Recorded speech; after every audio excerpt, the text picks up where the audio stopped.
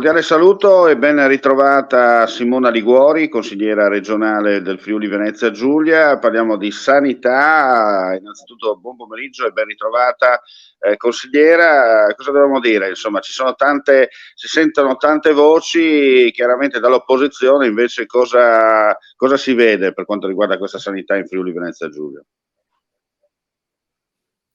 Omar, buongiorno, grazie dell'invito, è sempre un piacere ritrovarci a condividere alcune riflessioni. Guarda, in tema della sanità, lo sai come la penso, la sanità non ha colore politico e non è retorica la mia. Io sono un medico e consigliere regionale, ma non smetto mai di essere un medico, soprattutto nella testa e nel cuore, come ognuno di noi che ama la sua professione e il suo lavoro. Questa stessa cosa la metto nella sanità e nel fare salute, nel tutelare la salute. Che cosa si dice? Guarda, ognuno di noi ha esperienze in casa, nella rete degli amici e dei familiari.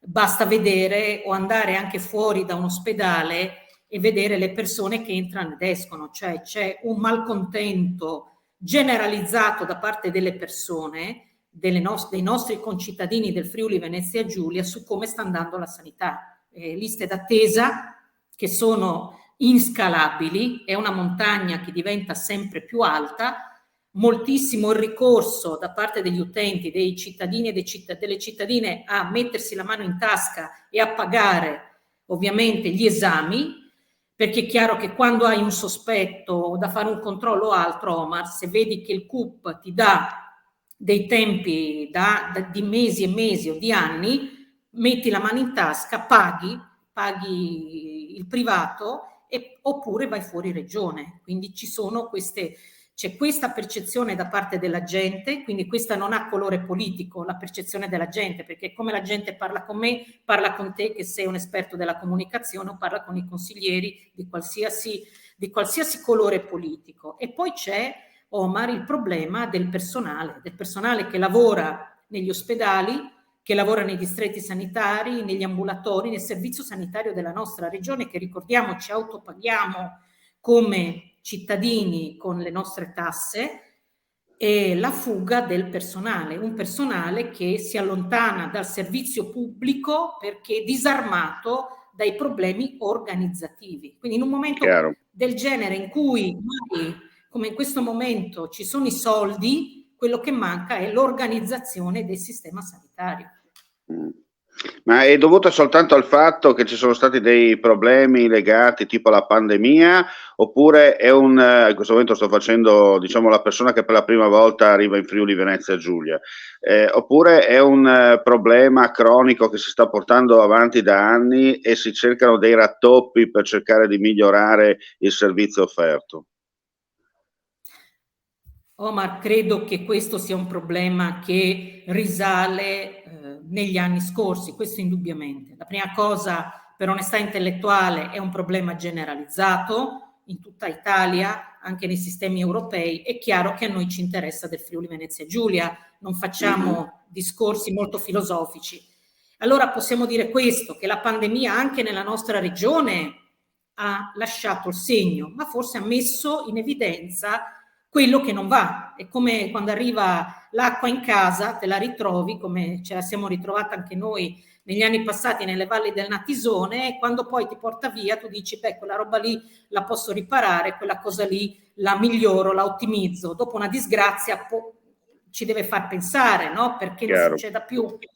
Quello che abbiamo visto è che purtroppo i sistemi non stanno andando avanti, cioè anche questo ravvedimento operoso che ci diceva magari evitiamo di concentrare tutto sui grandi ospedali, su Udine, su Trieste, su Pordenone, riqualifichiamo i piccoli ospedali, Gemona, Cividale, Maniago, Sacile, cioè diamo di nuovo benzina, investiamo in questi piccoli ospedali. È un esempio concreto che ti porto, questo non c'è. Io ho lasciato la mia attività a tempo pieno di medico oncologo domiciliare nel 2018, quando sono entrata in regione, perché la regione ti mette in aspettativa a te dipendente pubblico. Ho lasciato che Cividale aveva un reparto di medicina per acuti, aveva un pronto soccorso, aveva un'osservazione breve intensiva, cioè aveva dei servizi che oggi non ha. E quindi voglio dire, è sotto gli occhi di tutti che Quello che la Regione può fare, che è quello che chiediamo a gran voce, è motivare i dipendenti a restare a lavorare nei nostri ospedali, e questo lo fai non pagando soltanto di più, perché uno che fa sto mestiere non è che uno lo fa per i soldi soltanto, è ovvio che la remunerazione è pari al lavoro che tu fai, il lavoro deve essere pagato, certo.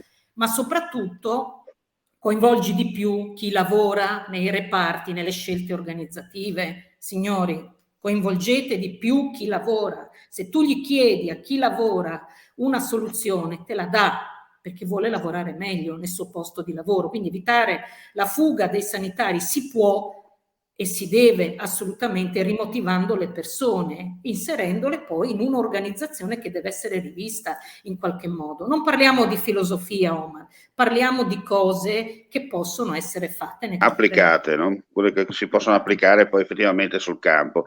Ecco, il centrodestra aveva promesso già nella tornata scorsa che avrebbe chiaramente cambiato, rivoluzionato il sistema sanitario in Friuli Venezia Giulia, eliminando tutto quello che era stato fatto nella famosa riforma Telesca-Serracchiani.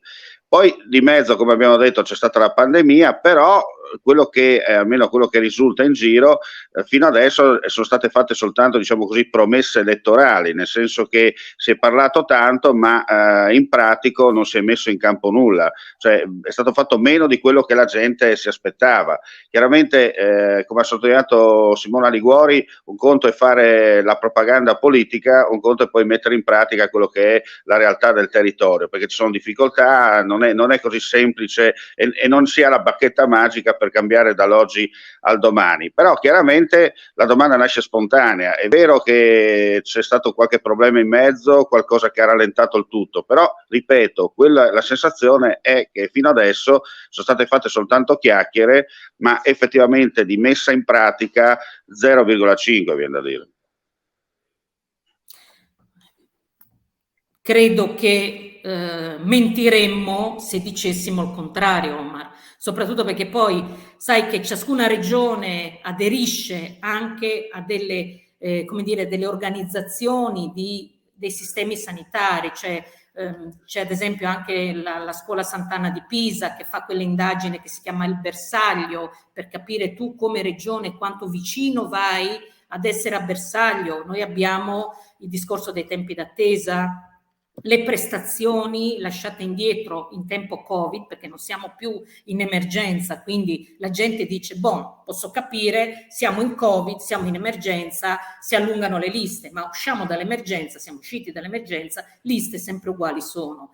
C'è il discorso anche che molte aziende non hanno messo anche a regime il fatto che se la persona non ha una risposta con il CUP nei tempi di legge per fare un esame o per fare una visita medica e va privato, questa persona deve essere previa autorizzazione da parte dell'azienda sanitaria, può avere rimborsato anche il costo di quella prestazione, meno il ticket ovviamente che rimane. Allora capisci che ci sono dei sistemi che non stanno funzionando, quindi bisogna cambiare passo. La vedo molto complicata lasciare le cose come stanno dicendo beh tanto abbiamo vinto l'elezione, comandiamo noi, ciao, chiudiamo il sipario, da qui a 2 o 3 anni. La vedo molto complicata, immaginiamoci a fine legislatura che si completa nel 2028. Bene, io ringrazio Simona Liguori per l'intervento, chiaramente l'argomento sanità avremo sicuramente altre occasioni per parlare, per confrontarci, monitorando un po' quello che succede nel territorio minuto per minuto, e questa è una cosa molto importante. Grazie Simona Liguori, un buon proseguimento anche a lei e un buon proseguimento anche ai nostri amici alla visione e all'ascolto. Mandi e alla prossima. Mandi. Ciao Omar, arrivederci a tutti. Ciao.